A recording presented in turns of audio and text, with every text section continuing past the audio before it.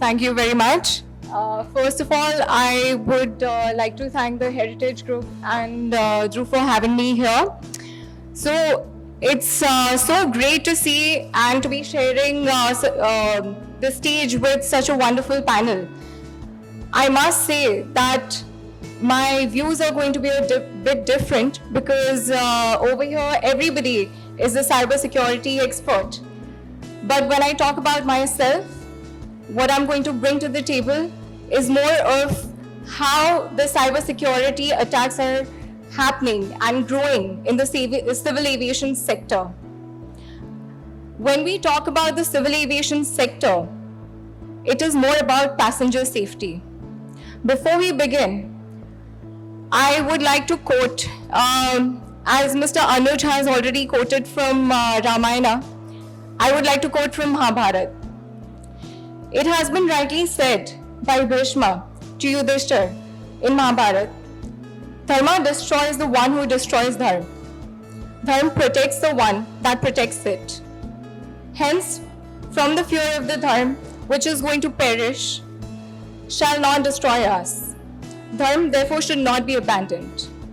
This brings us to the question, why should we care about national security? Because once we take responsibility for our national security through various methods, which of course include cybersecurity, we can expect to live in a society which is peaceful, secure and free. When we look at the similarities between cybersecurity and aviation, they both are very, very dynamic fields, and it is borderless in nature.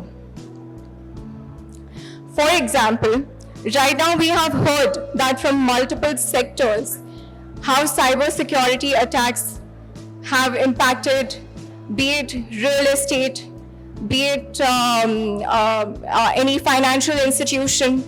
It has affected large size institutions, medium size and small size through maybe financially depleting the resources or leakage of data. But when we talk about the civil aviation industry, it directly affects the passengers. Let me give you an example. Let's talk about Dreamliner aircraft. It can carry about 250 to 290 aircrafts at one go. If a cybersecurity attack happens and it is able to get into the navigation systems, and if it is able to get into the flight navigation systems as well, what can happen? All the passengers can die with just one attack. Cybersecurity has been talked about in multiple fields, but there has not been a lot of awareness which has been created in the civil aviation sector. As a person who is leading an aircraft maintenance institute in Bharat, I am very worried about how this has not transcended into the civil aviation sector.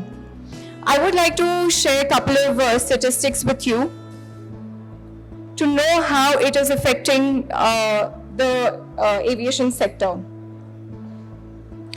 So when we look at it, as I mentioned to you, a Boeing 787 Dreamliner, it has about 8 million lines of software codes as compared to F-35 military aircraft which has 22 million lines of software codes.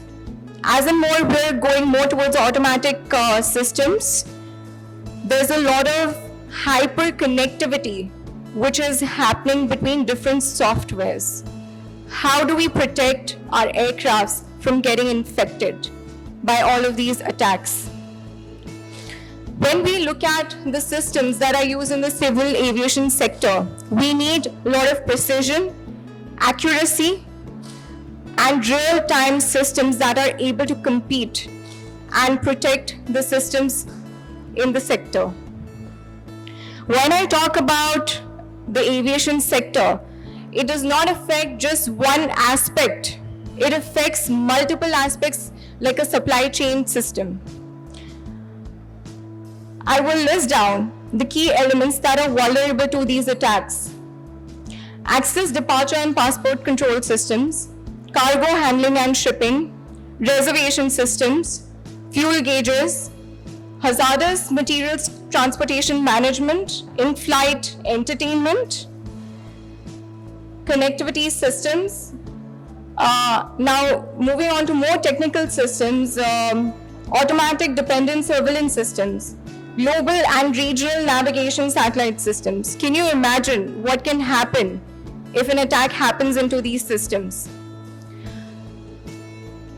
Other fields that we're talking about over here, it only affects financially or if the passenger data is leaked. But over here, it affects the lives of people. Nothing is more precious than a human life. So, as per statistics, it's very concerning to see that 61% of cyber attacks in the entire aviation industry have just happened in the airlines. 61%. And the rest, which is, you can combine both the fields. One is manufacturers of aviation, that is 16%, and 15% is airports. These statistics have been measured by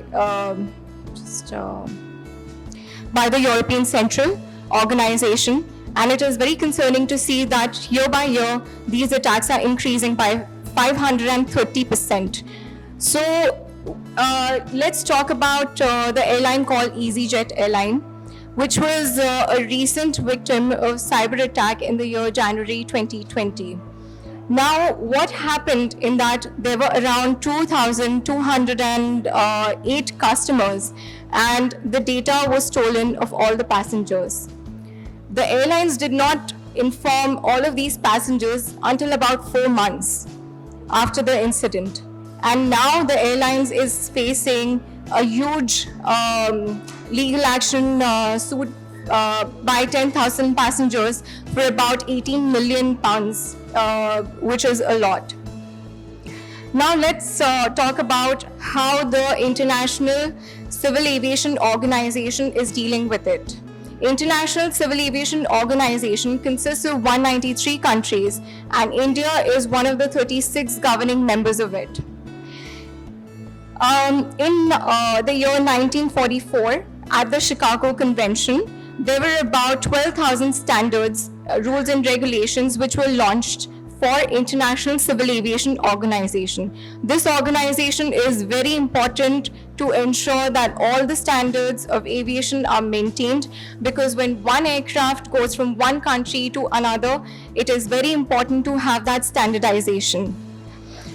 So when we talk about cybersecurity, all the countries in the ICAO need to work together, because if an aircraft gets connected to the Wi-Fi or navigation system of a country which does not have proper cybersecurity protection, again, it will disrupt the entire functioning and the entire aircraft navigation system. So, as per ICAO, 4.1 billion passengers traveled in the year 2017. Now it is expected to grow to 10 billion passengers by 2040. Civil aviation contributes about 35% of the world trade by value, which is transported by air cargo. So why I'm reiterating all of these statistics is so that we can understand how important it is to focus on the aviation sector for protection. Coming back to the rules and regulations that were set by ICAO, there were 12,000 standards which were implemented. Out of 12,000, only 2 were applicable for cybersecurity protection. Fortunately, now in the year 2019, all of these countries have come together to form a strategy where this is going to be a core concept for protection. When I talk about DGCA, which is the Directorate General of Civil Aviation, for aircraft maintenance engineers, it is very surprising to see that during all the parameters that are being checked and the certification which is released by DGCA, to check the airworthiness of an aircraft. By airworthiness, I mean maintenance, repair, and overhaul. There is no criteria or parameter to check for the cyber security protection, and that is very concerning. Fortunately now, the electronic governance of civil aviation is coming up with measures to have these parameters to be taken into serious consideration. What I would like to also suggest is that during COVID time, there were a lot of fraudulent and fake websites that the civil aviation industry had to deal with, because a lot of money was being refunded to passengers. About 335 fraudulent and fake websites were caught, and 280 were copying ITA, which is International Aviation Transport Association. And so I hope that we can understand how important it is for us to take into consideration the drawbacks that are coming into civil aviation as well.